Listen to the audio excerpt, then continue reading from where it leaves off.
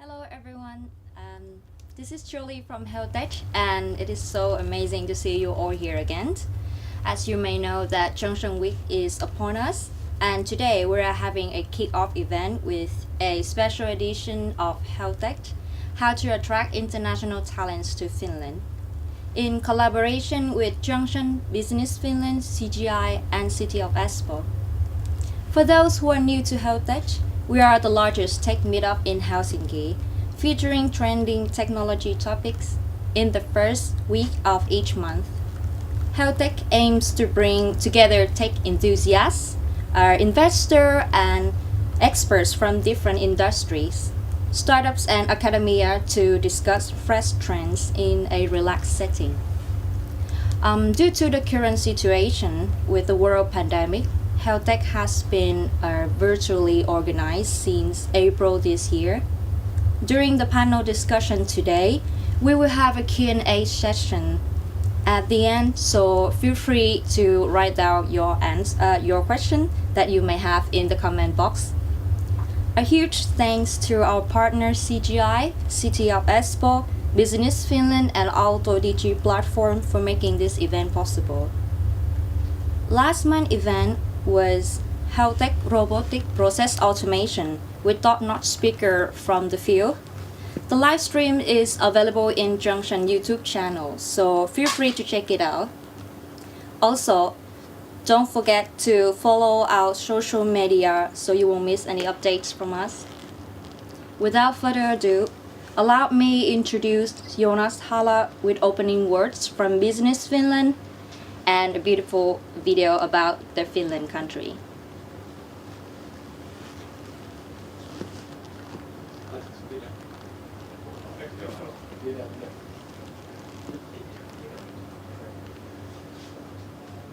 Why Finland? We have the world's best ecosystem for health research and development, world-class professionals and technology companies, access to health data, and a government set to back new business ventures. Finland has recently been ranked #1 in the world in university industry collaboration. Our large amount of open data and supportive legislation create a strong foundation for new digital services and AI technologies, leading us to the era of platform economy. Digital technologies are revolutionizing the way we experience the world. Finland is at the forefront of this revolution. Our secret is a unique government-supported ecosystem where companies, research facilities and universities form a tight-knit community. We have the technology expertise, the digital ecosystems and the creative spirit to be a real technology superpower. Finland is the greenest country in the world. Throughout our history, we've seen nature not only as a valuable resource, but as something we need to cherish and take good care of. Today, almost half of the Finnish energy is produced from renewable sources, and we want to take it even further. Finland is a bioeconomy superpower with rich natural resources and a world-class innovation environment. We are the #1 forested country in Europe, with over 75% of our land area covered with forests. We have the best experts, the technologies, and the innovation environment to respond to global challenges. Finland is a global leader in all things Arctic, icebreaker design, polar shipbuilding, shipping, ice technology, and fleet operation. We're creative. Living in the north has taught us to make use of what we have, and when it comes to food, we're really innovative. We have eaten healthy food for thousands of years. Our grandmothers taught us about bilberries and other superfoods long before they were super. And we've never stopped experimenting. Finland is a country with one of today's most valuable luxuries, the stillness of the northern nature. We have been ranked amongst the cleanest, greenest and safest countries in the world. Finland has something for everyone. We are easily accessible from both east and west. Our airports and reliable public transportation enable smooth travelling from the archipelagos to the Arctic wilderness. In Finland, nature is often literally at our doorstep. the Finnish nature offers endless opportunities for activities and relaxation. Finland has been ranked among the top 20 congress destinations in the world. International audiences are attracted by our leading universities, specialized hospitals, and research institutes. We believe in world-changing ideas and turning them into global success stories. Finland works for us. Now let it work for you. World Ideas.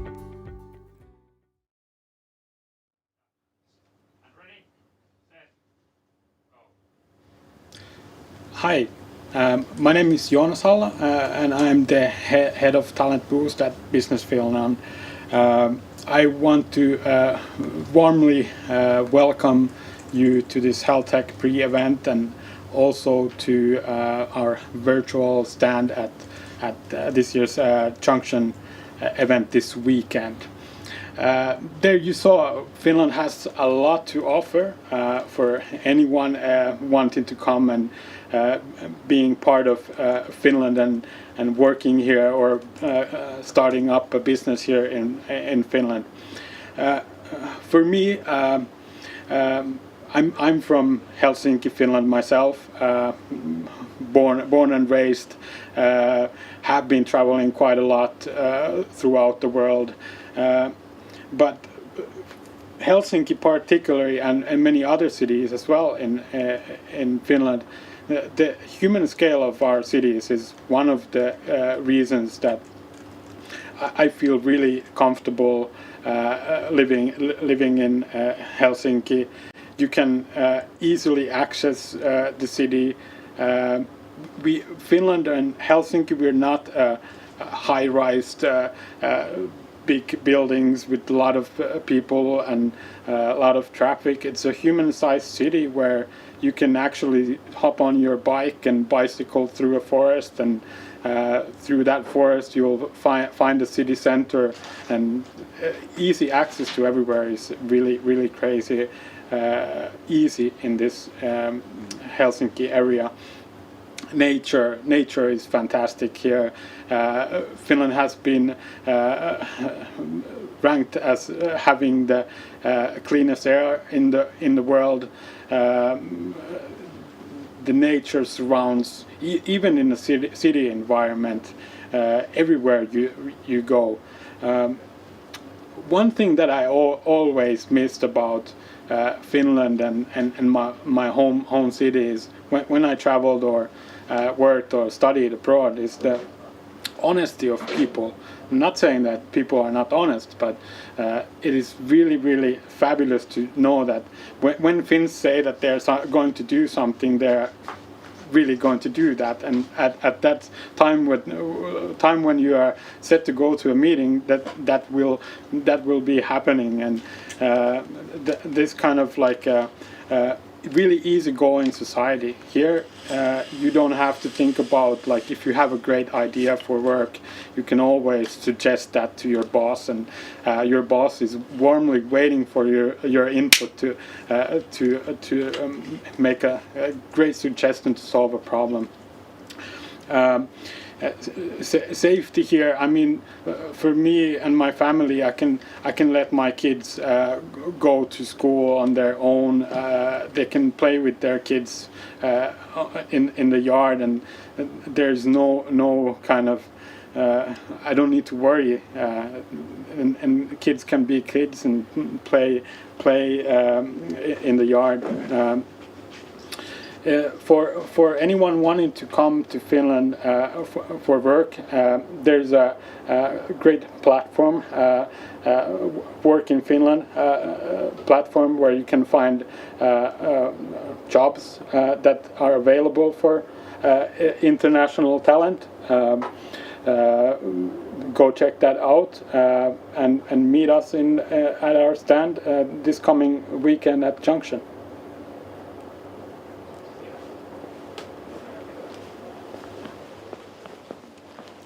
Thank you, Joonas. And now let's check out the international talents video. Thomas, software developer at CGI. Raunak, lead product designer at Brella. Sarah, software quality engineer at Varian.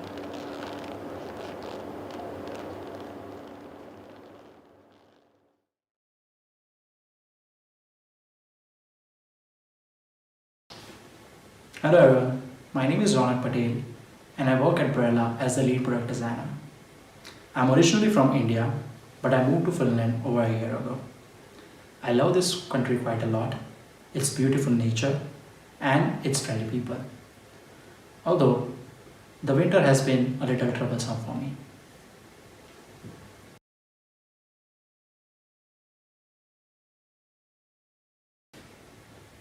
Before moving to Finland, I took some time off from my work back in India as I wanted to study further. So I moved to Copenhagen to study interaction design from Copenhagen Institute of Interaction Design. After graduating from there, I started a job hunt. I found it a little bit tricky to find a job here since I am not EU citizen and I will require visa sponsorship in order to work here. I found this website called The Hub where I found that Brella was looking for a new designer. So I applied there and I finally got a job.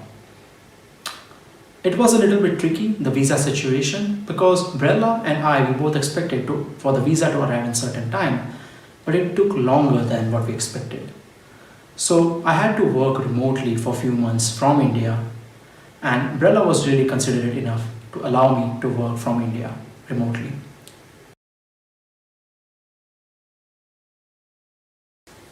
It's been a year since I'm part of Brella, and I usually give 3 pieces of advices for fellow designers and developers who reach out to me on social media that how to get a job here in Finland. First, be outstanding at what you do. I know this sounds a little bit cheesy, but think of it from company's perspective. Why should they hire you when they can get a similar talent locally? Second, for designers and developers, when you put your work online, take some time out, craft your work and articulate it well, because your portfolio is the first thing that you will be screened out on. Like an HR receive hundreds of applications for the same job post, and that is the first thing that they will screen you out on. So take your time out, craft it well and articulate it well. Third, grow your network well. I cannot emphasize on this more that companies nowadays are moving to internal referral policies for finding new job applicants. So an internal employee will refer a valid candidate to the company, and before the job is even posted on LinkedIn online, the company can find suitable candidates from internal referrals. So take your time out, find good networking opportunities here and network a lot here. That will help you a lot. These are my 3 pieces of advice and I hope that helps. Thank you so much for listening.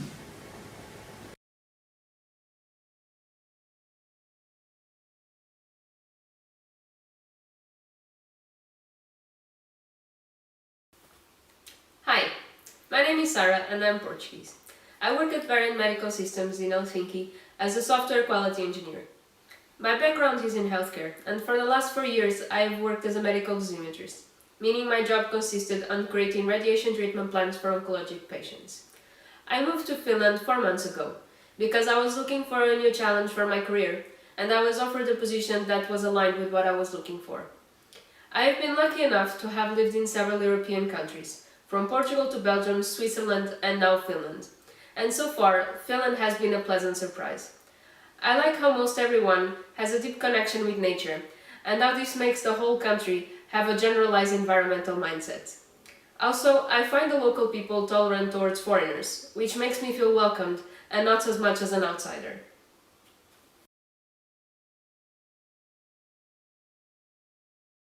Because I was looking for a job in a new country, I started networking with professionals in the field I was aiming to work next.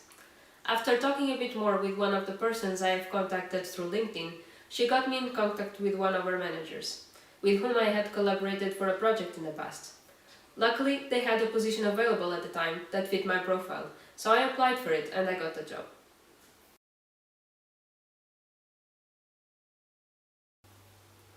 From what I can understand, the Finnish population is highly qualified, so I believe it would be hard to land a job in Finland unless you have something to offer more than the locals. In my case, for example, it was my clinical experience that was of interest for the company. I believe a good advice I could give is to network. Get in contact with people in the field and with the companies you would like to work for, and let them know about your experience and what you can bring to the company.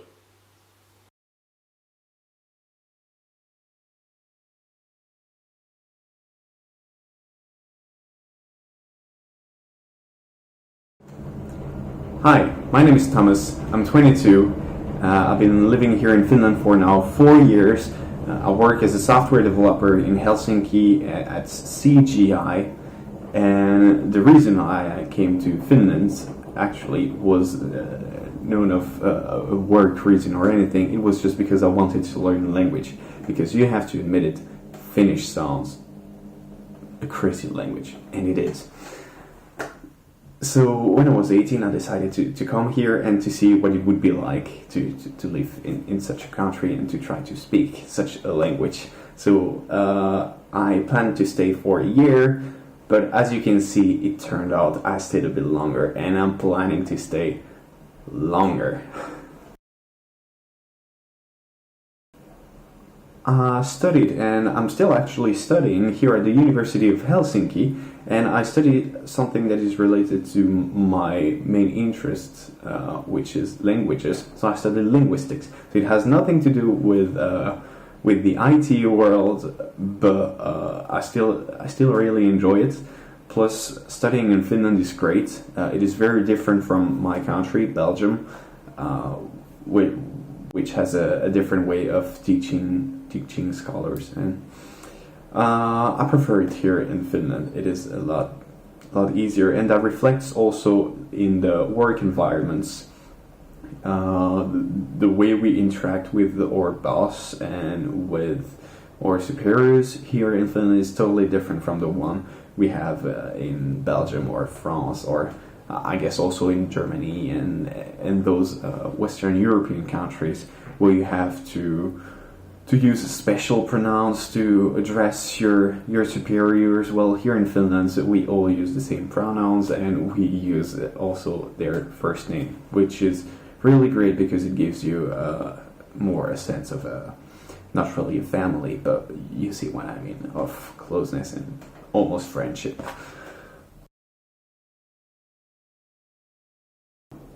How did I get the job? Well, when I was 12, I wanted to make Pokemon games, so I started learning how to code on myself with the intention of making a Pokemon game. Turns out I never did any, but I learned how to code, and so when someone told me, hey, why don't you apply at CGI? I mean, we're all looking for developers, maybe you could apply. So I applied. They gave me a test, and I made it through, and so I was in, and that is how it all started. And I've been really happy to work there for now a bit more than 2 years.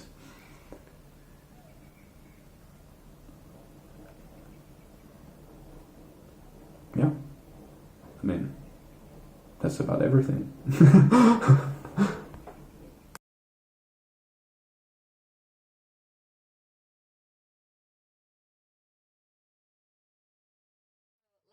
To the main part of today's event, allow me to introduce our panel moderator, Melissa, Chief Specialist at City of Espoo. I will give the stage back to you and the panelists. Wonderful, thank you, Jolie. And yes, welcome on my behalf as well to this really interesting session. I'm really excited, not only because we have an exciting event coming up next weekend here in Espoo, but because we're here now in Otaniemi, which is like the heart of Finland's innovation ecosystem. We have the entire innovation chain here present. We have basic education at Aalto University, and we have applied research at VTT, as well as then a very vibrant startup ecosystem.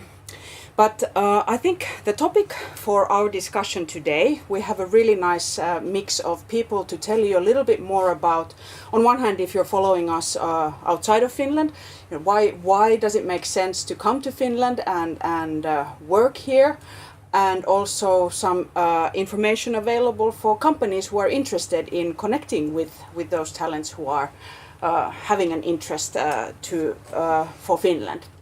So I think I will quickly introduce our panelists today, and I will start with Joanna Ahokanto. She is a lawyer at the Helsinki Region Chamber of Commerce, and you are also providing a service at the International House Helsinki. So you're helping companies who are having questions related to international recruitments. Is that right? Yes. Okay. So happy to have you here. And then we have Andrew. He's the head of talent acquisition at Maas Global. Hi, That's good to correct. see you again. Hello, pleasure to be here. Wonderful. And then we have Daniel Rahman, who is the CEO of Integrify.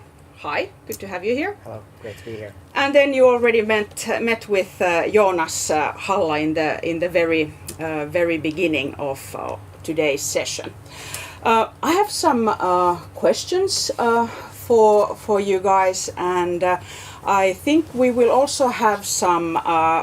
There's a possibility to send your questions so that we can also take questions from the audience. I have my phone here, so I will be checking if there is questions coming from the audience that we can address. But let me start again with you, Joanna. So if we think of a company who is interested in recruiting internationals, either in Finland or from abroad, what would be your kind of like checklist that you would recommend the companies look into?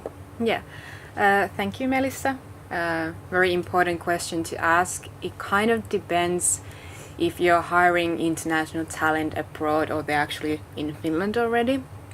So if you're hiring, you're kind of already seeking for international talent, you have to see what kind of things you want to tell of your company, which are interesting things that would make the international people to come to Finland and actually apply. But also if you're hiring already the students who are actually studying in Finland or are already working in Finland, what makes it interesting for them to actually come to your company and work. I would say that for Finnish people, of course, because we already live in Finland, we are kind of used to the culture issues we have in here. So kind of how would you make it more easier for them to come to Finland, and actually if they're already in Finland, what it would make them easier to actually work in your company. Good, thanks. Very interesting and good comments, and I think you are now kind of like an expert. You have been on the both sides of the table. You are an international talent, but you have been working in recruitment and have been having a lot of recruitment processes on your table. So what would you say? I mean, from the very practical point of view, how would you continue on what Joanna was already telling us? Thank you, Melissa. Indeed, I've been on both sides of this process. I came to Finland myself 12 years ago and I studied here. I became Finnish citizen last year myself, and I've been working here championing international recruitment. I brought a lot of international talent to Finland. I hired a lot of people who have been already here in the country. And I wanted maybe to elaborate on something that Johanna already mentioned, that we have a lot of talent in the country already, and it really depends what audience we want to address as a company. We can address the talent that is already here, or we can address the international talent globally. And I think there is a need and demand for both types of talent among companies, especially representing the IT sector, software development companies.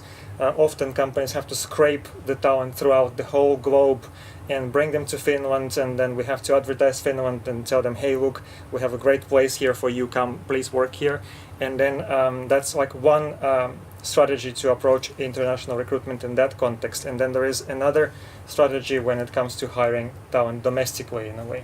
But I can talk a lot about this. I would like other panelists also to express their opinions. Wonderful, thank you. I'm looking forward to your other comments as well. But I think that was a good segue, software developers. And I think now we have Daniel here, who has actually kind of like become a part of the solution. How do we get more developers into Finland? And I guess we have in Finland and in Europe, we have a shortage of senior level developers. So can you tell us a little bit about what does Integrify do, and how do you kind of like help the companies in Finland find software developers? Yeah, Thanks for the question. So yes, indeed, in Europe and in Finland and basically in all the Western world, we can see that there's a shortage of skilled people working in technology in different or various different positions and roles. And often we hear this question about junior versus senior. I would like to think about the issue more about skill level versus seniority. Like a person can be very senior in a role, but fairly younger person with a lot of skill and ambition can easily surpass, at least in this field, other people. So what Integrify does is we train highly ambitious and skilled newcomers, international talent, software development and data science, and then connect our graduates with work after the training. So we do this very intense, around 6-month courses, and after which then find opportunities for our trained people. And so we've trained over 200 people, and they are now working in 50 different tech companies across the sector in Finland today. Wonderful. Awesome. That sounds really great. So, Jonas, so can you tell us a little bit more about where Finland now stands in terms of attracting talent, and who can if there is someone now watching us outside of Finland and wanting to come to work in a company they have found, for example, during the hackathon, they've really hit it off well with the partner that has provided the challenge. So what could they grab onto if they kind of like find a connection with a company and would want to come to Finland? So what would be the first step where you would want to guide this international talent to? Thanks for the question. I think, Finland has a lot to offer. Obviously, in the introduction as well, we touched upon many subjects that Finland is in the forefront of innovation in many ways, and it would be great to see from this weekend's event there are great connections between people and companies. It has a lot to do with just that connecting companies, because Finnish companies that, like we've discussed, there are a lot of needs in let's say like in technology, for example. So what we want to know is like where are those needs and how we can best serve the Finnish companies to fulfill those needs. When it comes to if there's a great meetings from this weekend, I think those meetings are best done between the company and the person who is applying for that job. So like from the point of view of the national level, we obviously want to highlight what Finland has to offer, and we have great services also for from all over the network for companies to support them in their goals to bring in talents that they are lacking at the moment.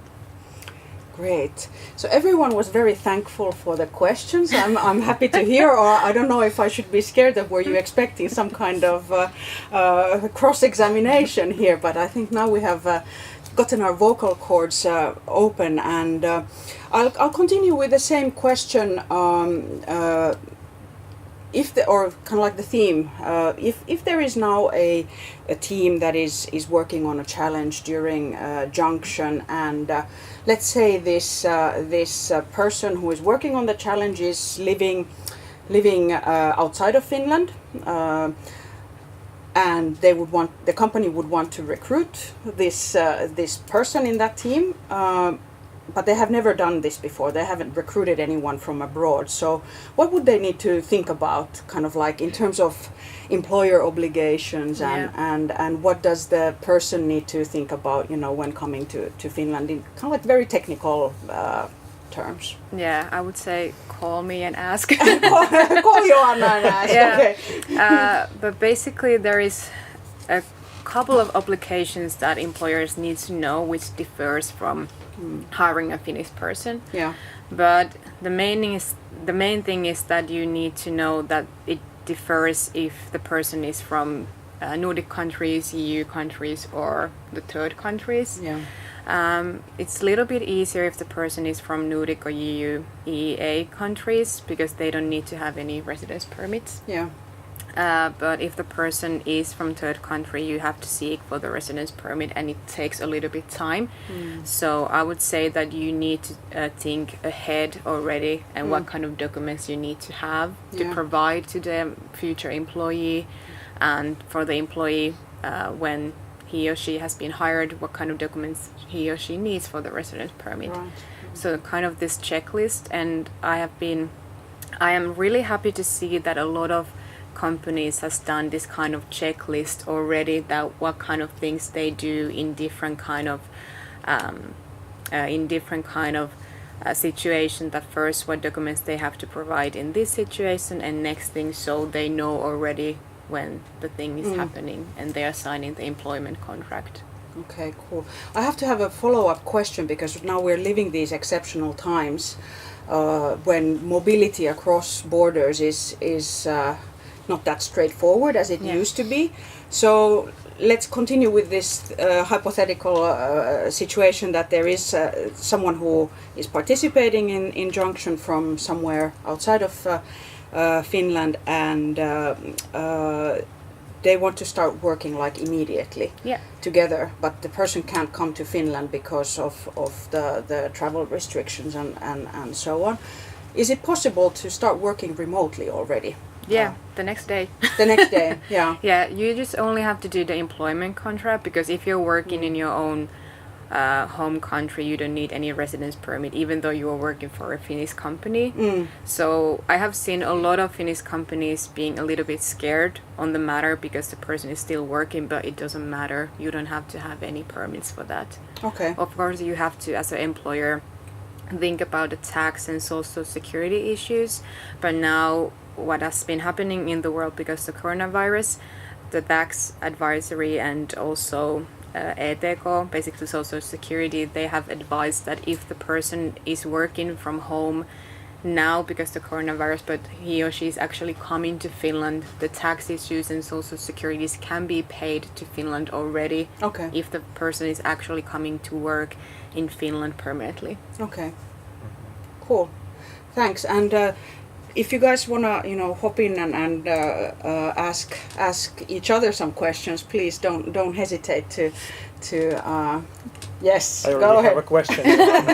This is very interesting because I think if the employee is coming to Finland and we know that it's implied, then it's clear. But what if the company wants to keep working remotely with the person? I guess the person has to have some sort of business ID in the home country to be employed, or can you actually hire? What kind of contract would you need to sign with this person then? You can basically do exactly the same employment contract, but just the place the work is done is at home or somewhere else. Maybe the place, not their own place, but just one place.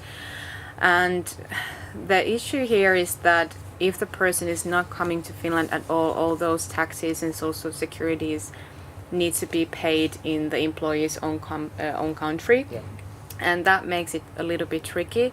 But what has been happening with Russia, for example, is that if an employee is working in Russia, he or she can actually pay all those tax and social securities himself. So the company doesn't even have to do anything. They only pay whole salary to the employee, and then he pays it to tax. Very interesting. Yeah. It has been done a little bit easier during these past years. Thank you. Yeah. Okay. So now that I have my eyes on you, Andrew,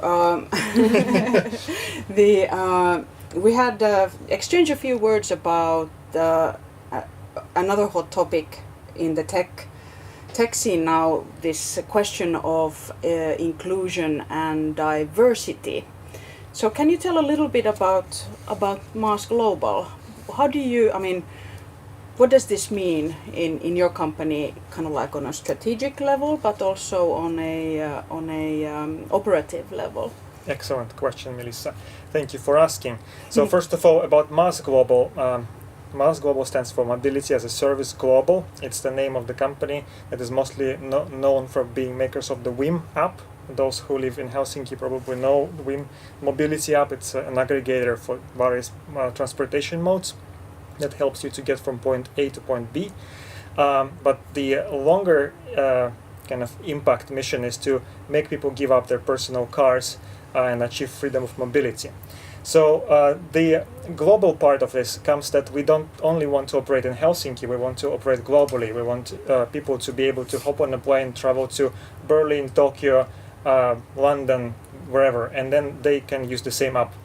And then the company was created with this in mind from the very beginning. This notion of being global was coming from our founders, and the company was very international, very diverse from the very beginning. We have branches in several countries. We have 20 plus different nationalities working in the company. We're about 100 persons working at Maas Global in Finland and globally. And when it comes to diversity and inclusion in general, I think it's a very broad topic.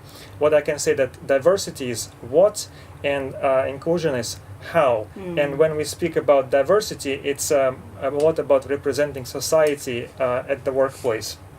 And then again, it brings me back to the first notion that I have mentioned in my first passage, when we have like the domestic candidates, and then we have the domestic society here, and then we have the international global society, like the world we live in. And I think in the context of these two different things, we also can address diversity in a different way, in my opinion. But when it comes to how, to inclusion, it's about providing access to equal opportunities to everybody, really. And then also why companies and people need to focus on diversity and inclusion, because look at this panel, it's quite diverse as well. And that's basically because we can provide insights on different fields, different viewpoints on the same thing. And the same with any business, any kind of project that you want to make successful, you have to have different standpoints, different points of view towards this product development, project development, and it eventually benefits the society, it benefits your product, it makes your business successful, and you cannot build especially international business without being diverse and inclusive.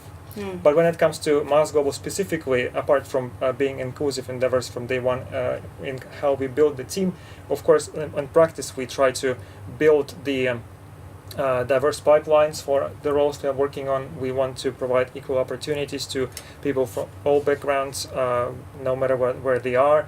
And basically we want to, of course, hire competent talent, people who can do the job their best, and then we want to find the perfect match, win-win for the company, for the person, but we of course want to build as diverse pipelines as possible. But it's a very broad as well, a very broad topic to speak about.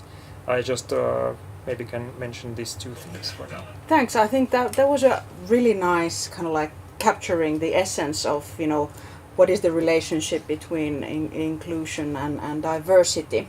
Thank you. So thank you for the comment. We're very polite here. We're thanking each other constantly. But yeah, I think we had a question here from the audience. Hi, almost all employers are looking for staff at senior level, so we junior developers do not have many opportunities. So I would like to ask if you have any plan to help people like us in their first steps. And I think this kind of like, I turn to you, Danielle, to look into this question, and maybe if you could still elaborate a little bit. This you started, you know, in the first comment about, you know, what does this seniority and juniority mean? So can you tell a little bit more so that we can provide some idea to this person in the audience, that what can we actually do to help people get into these so-called senior level positions? Well, I mean, it's again, I think a very hot topic. Like, we tend to simplify things into smaller concepts or simple concepts, and this sort of junior senior thing is, I think, one great example. And what does it even mean to be senior? somebody says it means 20 years of experience, Yeah. and somebody else says it means 4 years of experience, and it doesn't really mean anything. So whereas I do fully understand the difficulty of entering a new field or like getting an entry level position in any job, I think the one thing that you can do to make it easier and more likely is just get better. Like it's Finland is a very meritocratic country in a way that of course it helps if you have your own network and understand how the job market works and have access to people that can help you. But in a way, I would still like to think about it in a very meritocratic way. Obviously, we do have our difficulties and inefficiencies in the job market, and that's one of the reasons Integrify exists in a way. We saw that many people that are very talented and driven face these difficulties. So we wanted to build a company that would directly address these needs and serve maybe a small solution in a gigantic problem in Finland and Europe. So I mean, one of the things that a person can do is just to get any sort of entry-level job that they can get a hold on in the field, not to be too picky in the first jobs.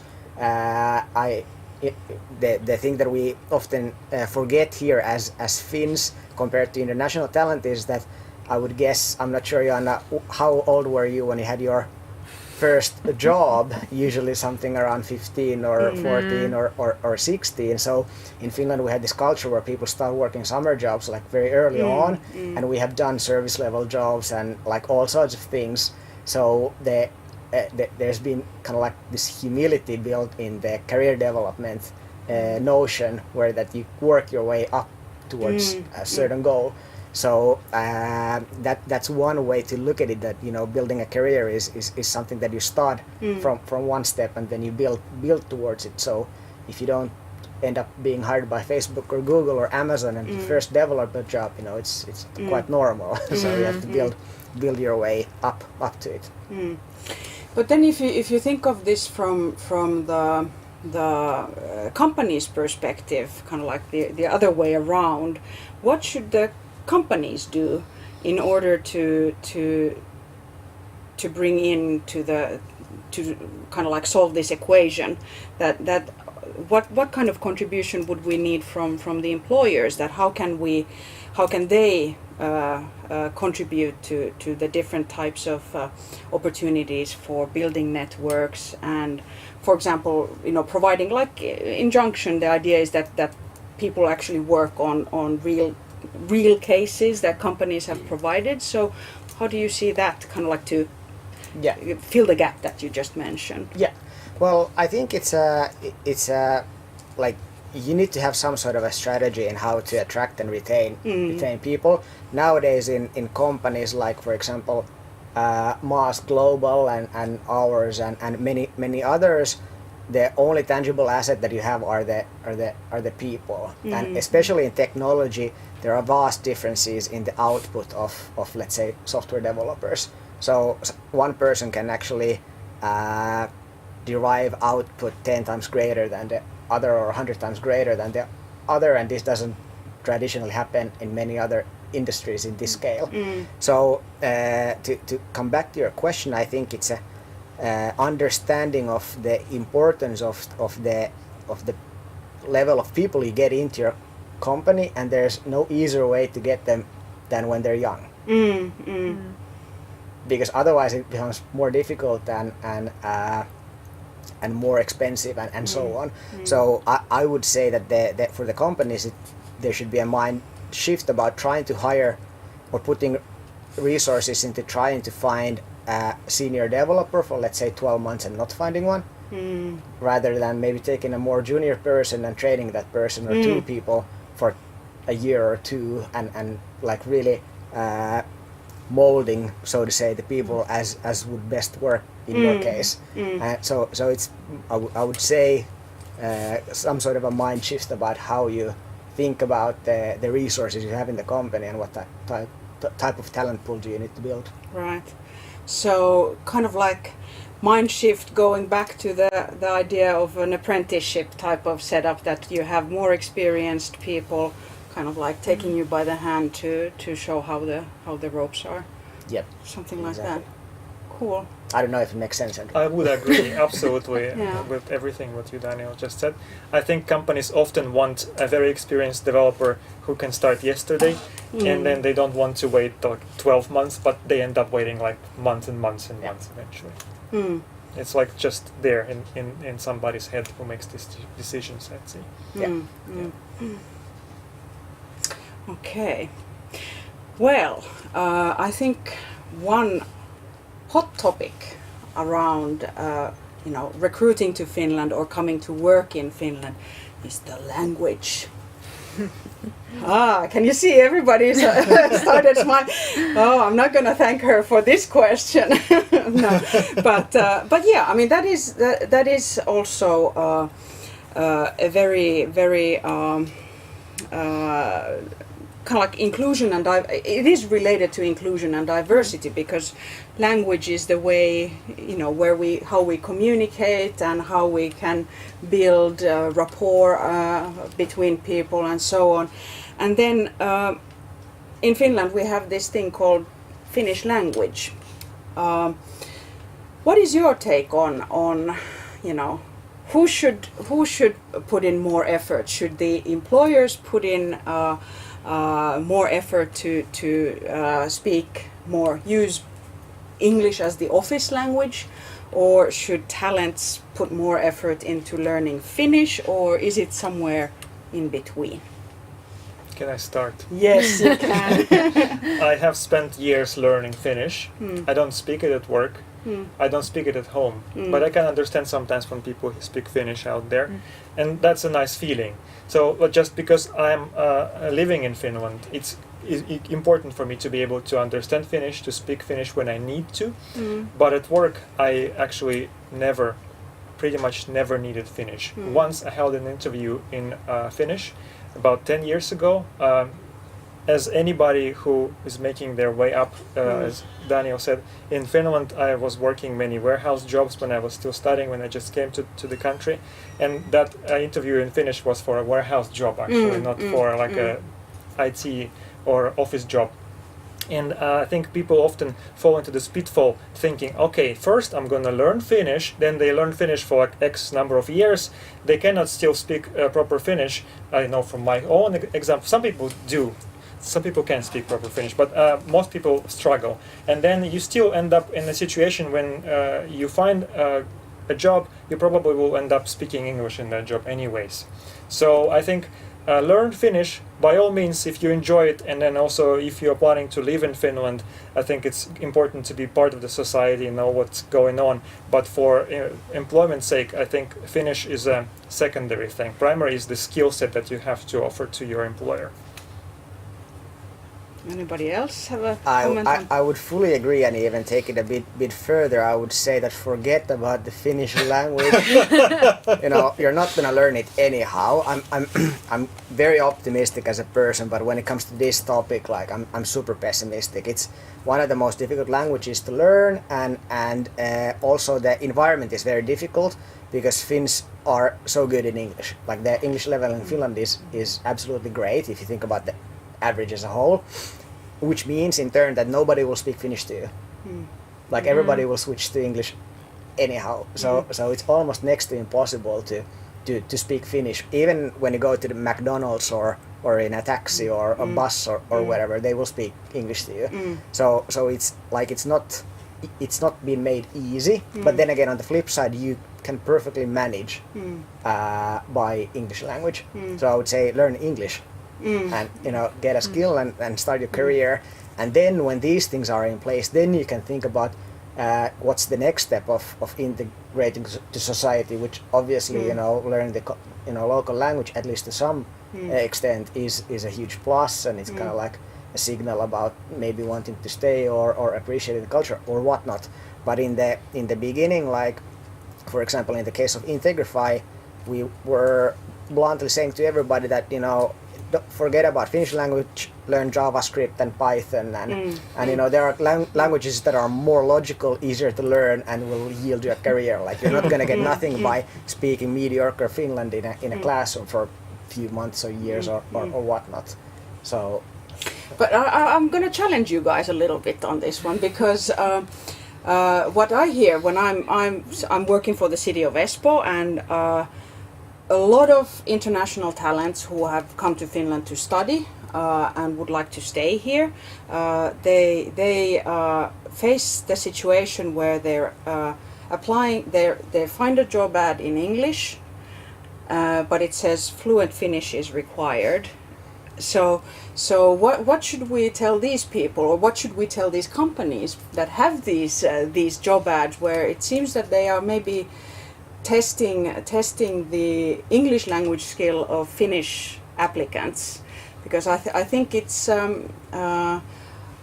like I try to phrase my first question in a sense that I don't think there is kind of like a one-size-fits-all answer, because some people, you know, you hear comments from to and against this, should I learn the Finnish language or not? But so going back to my second question, what should we do about this situation when there are Finnish companies? It was 3 years ago I heard the statistics that Finnish software companies have 80% of them still use Finnish as their company language. So where do we, on one hand, you know, you can get by in English, but then you have these cases where international talents are having a struggle in finding employers who don't require Finnish language. I can start from here. I would say this is the same thing as we have. You have to have fluent Swedish when you apply to a job and you never use it. Yeah. So a lot of companies say that you have to have fluent Finnish, but actually you don't use it at all, and you can come by just in English. So I would say it's just a thing that a lot of employers put to kind of test the applicants and how much do they know. But if you can tell the employer that you're actually you know your stuff and you're a really good employee, I think it shouldn't matter that much. Could I maybe add a few things? So first of all, there are some roles that require Finnish. Doesn't matter if it's native Finnish or you learned it so well that you can speak perfectly. But let's say if you are designing some marketing campaigns for Finnish market, maybe you need to have good Finnish. In some cases, we actually explicitly state in the job ad that Finnish is not required. Of course, there are also those cases where maybe companies need to be educated, and maybe they're scared to hire people who don't speak Finnish because they're not sure if the person who is hired can feel included. But I think it's important to kind of make this paradigm shift, because I think companies need to realize that they cannot really succeed in the market if they just stick to the same bubble. Yeah. Actually, I think this was not only my question. I'm looking at my phone every now and then to get the questions from the audience. So there was this question of requiring Finnish fluency. So I think this is still a topic that we have room for development in Finland. One thing I would like to point out is that we do have public subsidies. If a company is interested to hire someone who doesn't have fluent Finnish or Swedish, that there is public funds available for on-the-job learning of the language. Because I agree with you that you might not. I think it was you. I don't remember which one was it that said that you know you first try to learn the language and then you start looking for a job. But no, I mean they go simultaneously, hand in hand, and what you learn from books is the totally different language what you actually speak. So I think language-wise, it's also, or from the perspective of gaining language skills, is there is support available for that kind of thing. Oh, can I also add something? Of course. I think learning Finnish is important, because by learning Finnish I also learned a lot about Finnish culture, and I understood a lot of Finnish culture by learning the language as well.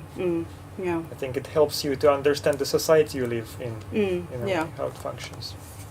I think one cultural topic we discussed here was shoeless offices. Yes. Can you tell us a little bit more about that? What are shoeless offices? It's a great advantage of working in Finland, because in Finland in many companies you can just wear socks like that at work, and you don't have to wear shoes at all, and it makes you feel at home, and then it makes you feel more productive, and it creates a different kind of atmosphere, a different mood at work, I think. Do you guys wear shoes at work? No.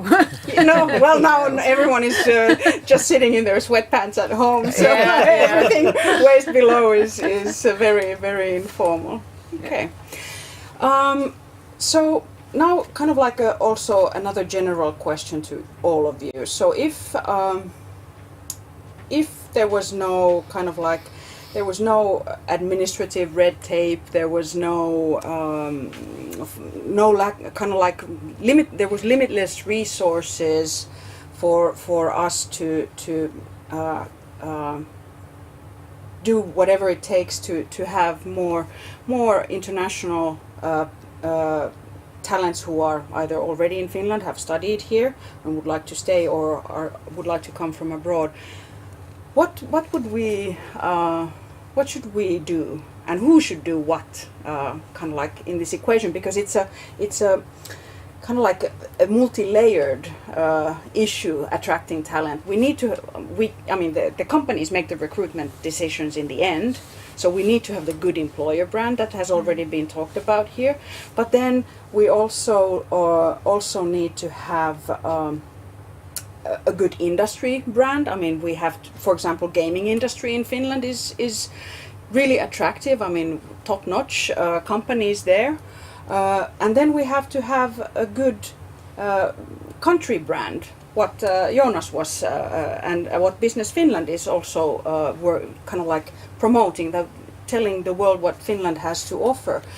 So kind of like, who should be responsible for what in these different layers, and how can we work together? Because I think we all need each other. We need the public sector to provide, certain things in the framework, but then we cannot, work without the companies who would be then the final recruitment decision makers. So, in a perfect world, limitless resources, what should we do together to get more international talent to Finland?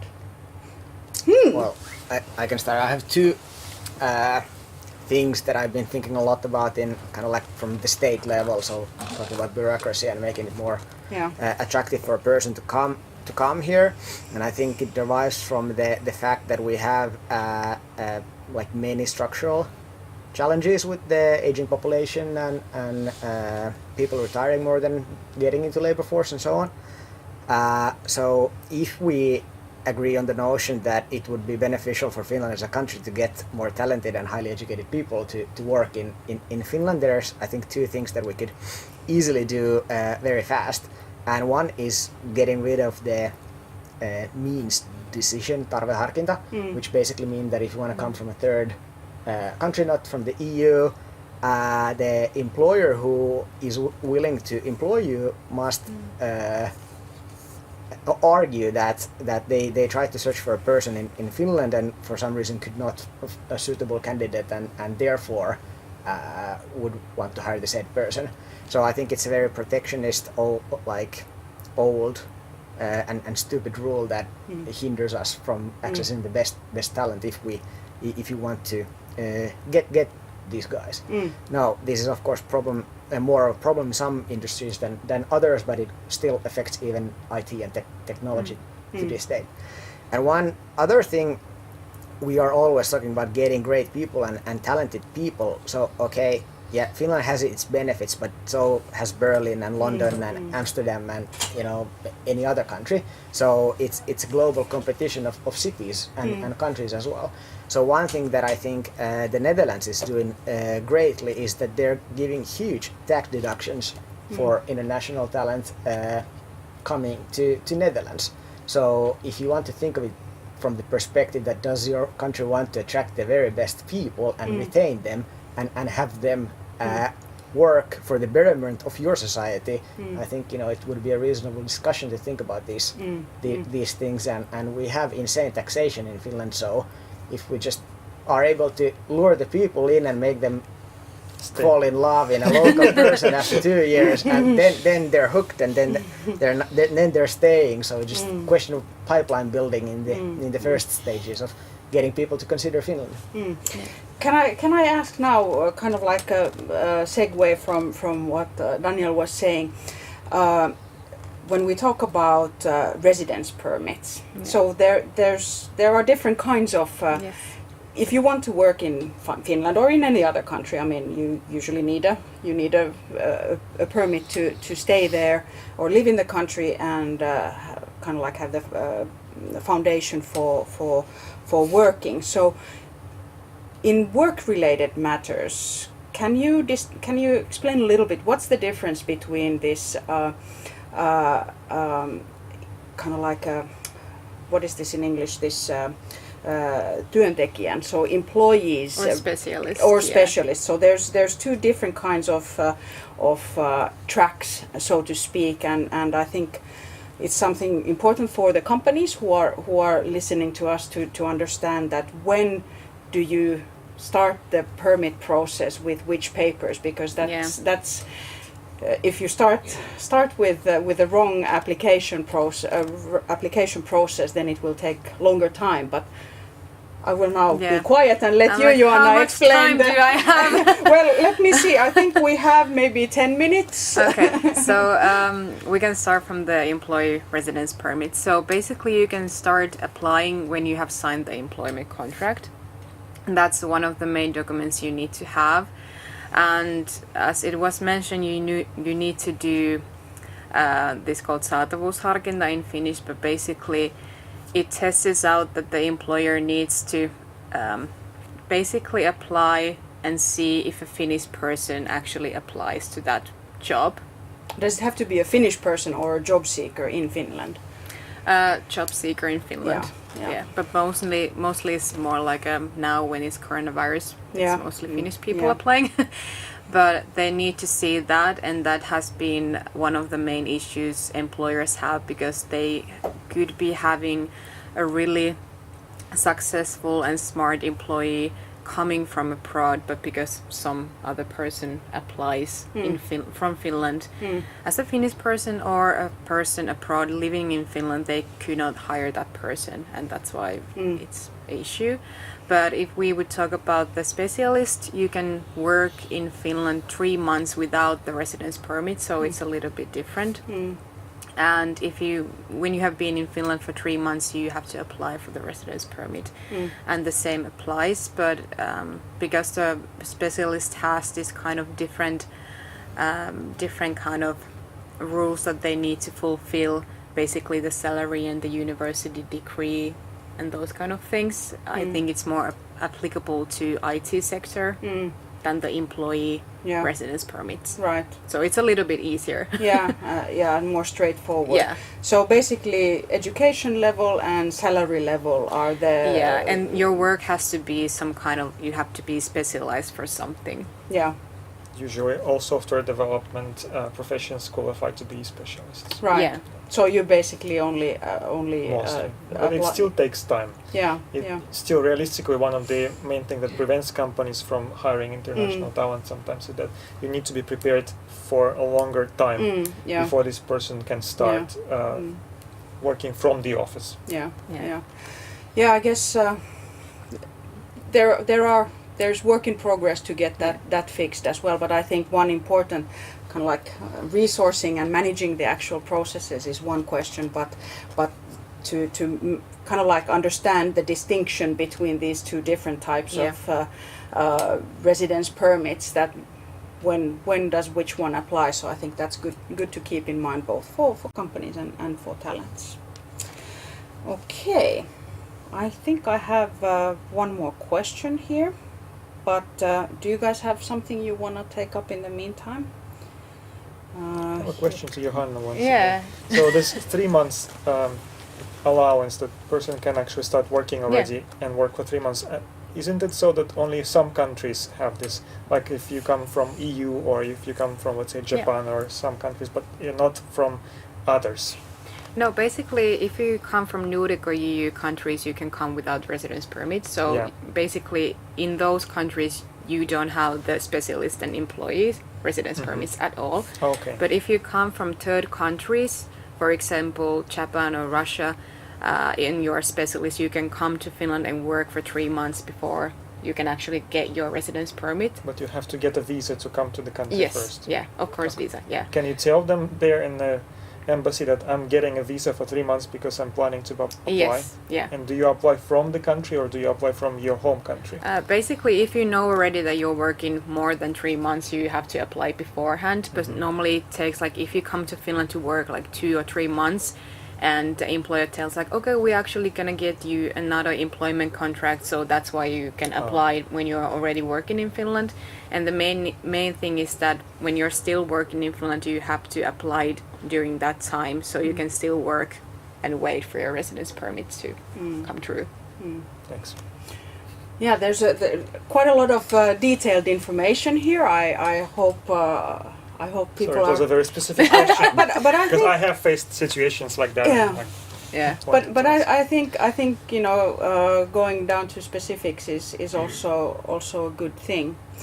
Okay, so now we have the Junction Hackathon weekend coming up, and I think we have still a few minutes left, and I think it would be great if we could you know, start wrapping up in a way that we provide the viewers kind of like tips, concrete tips on either how to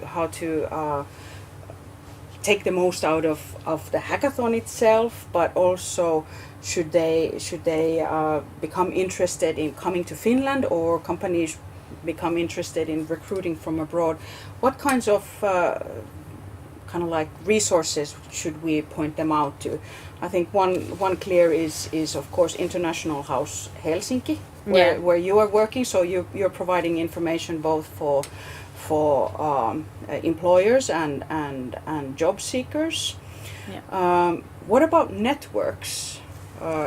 Would you kind of like give tips on what kinds of, especially now when it's, you know, we're not able to come face to face, where would you recommend people kind of like hang out online, you know, to get connected with the Finnish companies? Yeah. Do you have any suggestions? I have two. Okay. Basically, it depends if you're employer or employee, but in Chamber of Commerce, we have this successful monoculture employer campaign that we have, and kind of employers and companies can test their ability to hire an international talent. I think it takes like 10 minutes to do. So if any employer wants to test it out, I think it can be found in our website, so Helsinki Region Chamber of Commerce. And for employees or international talents that are already in Finland or abroad, we have this entry point mentoring program, which starts, I think the deadline for application is 6th of December, but they can apply, and for that the employee or mentee and mentor can discuss. Normally there is a mentor who is from a Finnish company and is Finnish, and they tell more about how to apply to companies in Finland and what the application needs to be. So I would say go check them out. Okay. Well then, I already mentioned these financial subsidies for language training on the job, but then can you, Jonas, tell a little bit about what is Talent Explorer? That's also funding, and then we have the startup kit Business Finland is putting together. So can you tell a little bit more about those? Yeah, so Talent Explorer is for companies funding instrument to help out in if there's a special need to open new markets to in Maas Global's experience, for example, open new market or get more knowledge into the company of global operations. So there's a funding instrument called Talent Explorer. So with that instrument, you can hire. And obviously, in this context, we want to see companies hiring international talents to the company structure here in Finland. So it can be up to 40,000 euros, and the funding instrument would support 50% of that too. So that is a value of up to 20,000 for a company. So I think that would be a great, listening to your how you tell about this global idea and globalization. So that's exactly what it is there for. So that's a great asset for companies to have when looking to hire international talent. Business Finland also has this research and development funding instruments that actually could play a role when it comes to there's a lot of discussions about this lack of talent in different sectors, and Talent Explorer is not going to solve that question. So it's a funding instrument for a company wanting to grow globally. But there are Business Finland has some research and development instruments as well that could also support in hiring a talent when there's this R&D aspect involved. So those are some interesting options for companies in Finland. And can you tell about the startup? So the startup permit is actually, it's great that we have an opportunity to talk about startups here, and hopefully there are some talented individuals that would want to come to Finland and build a company or relocate to Finland. So the permit process goes that we at Business Finland get the kind of basic information of a startup company that wants to establish themselves here in Finland, and based on that information we get kind of this or we give a statement towards then the immigration services. The immigration services in this context is ultimately also the one that gives the permit to stay. Course, but in this way we encourage also people who want to establish their business to contact us. Startup permit, if you just Google it in Business Finland, you'll find the steps to what you need to follow to establish a company here in Finland. Great. So the startup permit is for individuals who are coming to Finland to establish their legal entity here. Yes. Okay. And about the financial subsidies for recruitment. So Talent Explorer is one, but then we have many different kinds of instruments, both from the government and from the municipal level, for salary subsidies, which is, I think, good to know, both for I think this is mainly for international talents who are already in Finland and registered as job seekers here. But I think one of the well-kept secrets in Finland that there are all kinds of financial instruments available for kind of like mutual compatibility testing that you can do on the job training or do some kind of a fixed period with subsidies. So I think those are good things to mention as well. So going if there's someone now coming to establish a startup in Finland, so I'm looking at you guys. I think you have very good connections in the startup ecosystem. So what would you be your kind of like tips on which social media accounts to follow or websites to follow. Of course, I mean Junction is also quite in the center of the Finnish startup ecosystem as well. But what other tips would you give? Where to kind of like hang out and see what's happening online in Finland? I could maybe start with the KIUAS. KIUAS. Accelerator program is a fantastic thing that is happening here in Otaniemi. It's part of actually the same ecosystem as Junction, and I think Aalto University has a lot of really cool stuff going on.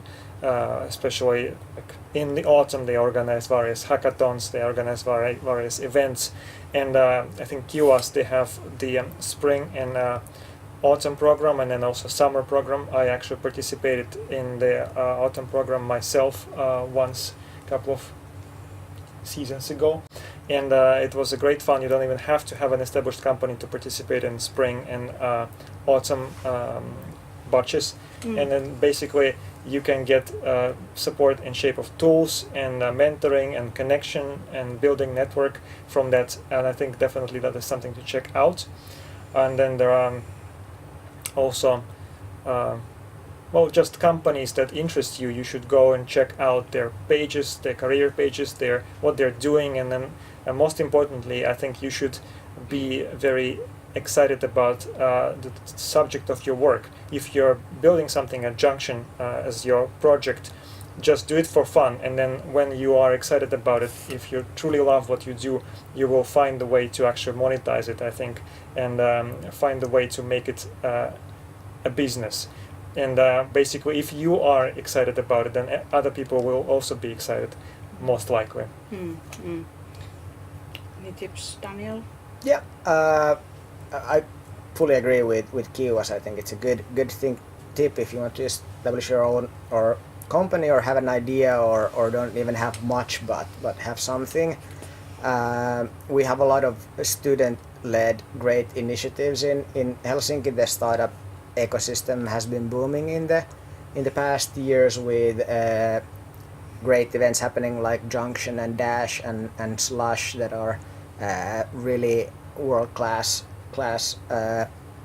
events that not only organize one event but various other things throughout the year as well.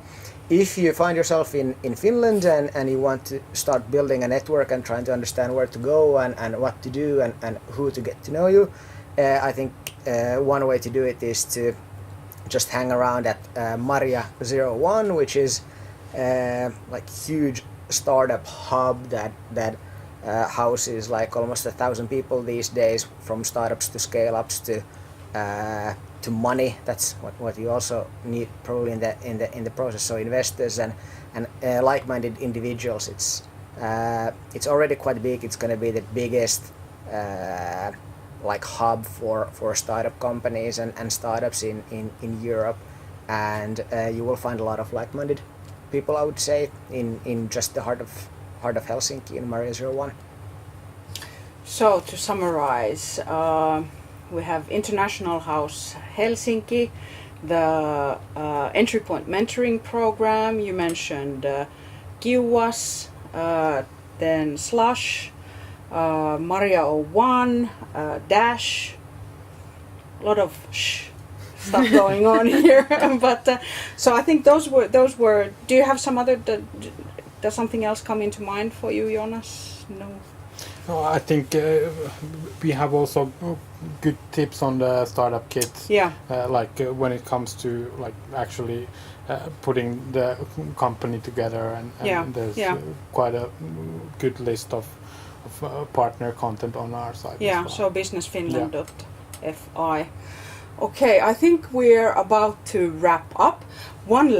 Since we are in Espoo, one last tip I would like to give, especially to talents who are considering Finland and Espoo as a location. So helloespoo.fi. There's also quite some similar information as in International House Helsinki, but also some Espoo specific information available there.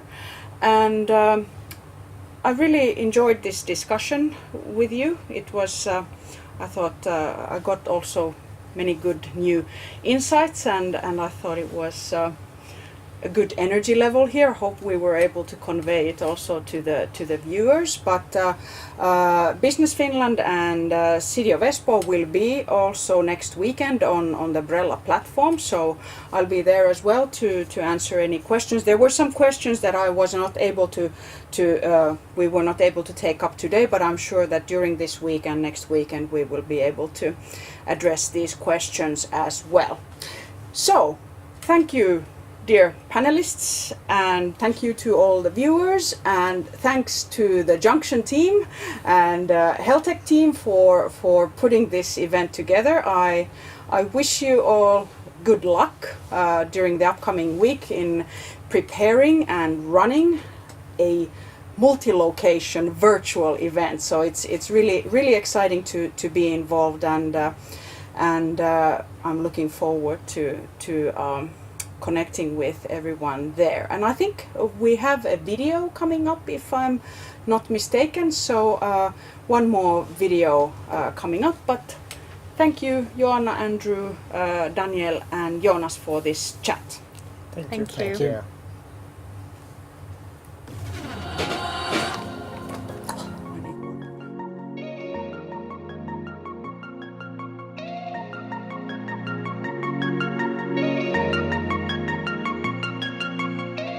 I moved to Finland about 10 years ago. It is possible for some Australian to survive for 10 years in Finland. For me, everything starts from Espoo because I first came here to study in Auto. People's really friendly. They know that you're a student and you wanted to start something, and they're really willing to help you. If you talk about innovation in Finland, I think we are standing in the place where it is actually happening. And Espoo is like a place, for me it is good to be with the family. It's a good balance for me. The midnight sun and then the nice weather and then the sea and so on. I was like, oh, this is so beautiful city, and oh, I wish I could live here. I think Espoo is a great place to live because you have everything nearby, whatever you want to do. Here in office we have 14 nationalities right now, and Finland's the happiest place to live for immigrants.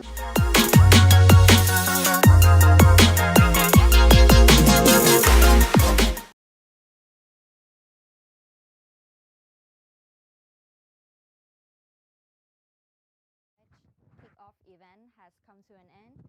I would like to send a huge thank you to our host Melissa and the panelists today. Joanna, Andrew, Daniel, and Jonas has brought to us an insightful discussion with great tips and essential guidance how to land jobs in Finland. So don't forget to tune in and follow our social media channels to get our next updates for the next events next year. So thank you very much for today, and see you next year on February.